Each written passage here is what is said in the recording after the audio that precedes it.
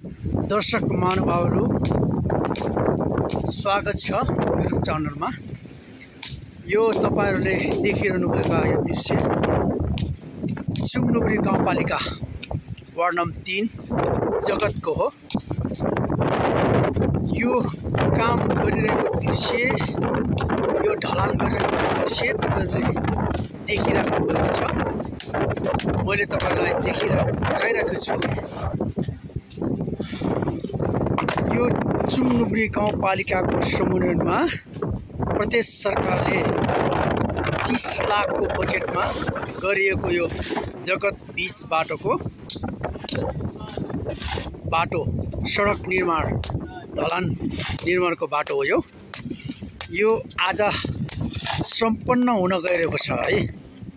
यो दृश्य तपाईहरुलाई देखाउन गइरहेको छ। यो ढलान सम्पन्न आज हुन गइरहेको छ, त्यसै कारण यो तपाईहरुलाई देखाउन गइरहेको छु। यो काम सञ्चालन गरेर करिब आज 1.5 महिना भयो र 1.5 महिनाको अवधिमा 30 लाखको बजेटको विनियोजन भएको थियो प्रदेश सरकारबाट गाउँपालिकाको समन्वयमा।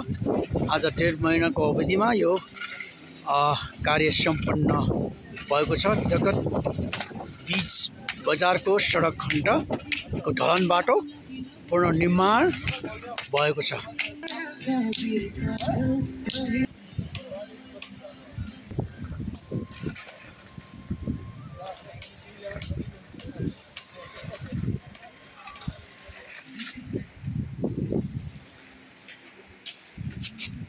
प्रदेश सरकार र सुमनुबरी गाउँपालिकाको समन्वयमा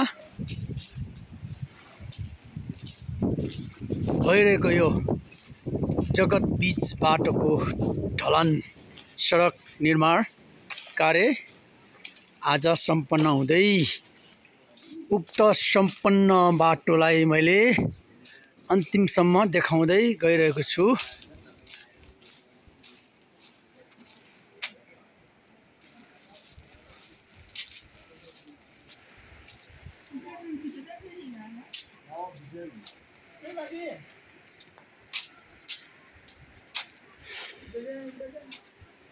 लम्बाइ 160 मिटर र चौडा चाहिँ 3 मिटर 75 सेन्टी रहेको उक्त बाटो सम्पन्न भएको छ र यसको थिकनेस चाहिँ बाक्लो चाहिँ 8 इन्ची रहेको छ। देख्नुहुन्छ कति बाक्लो छ। 8 इन्चीको बाक्लो रड बिछाएर गरिएको छ।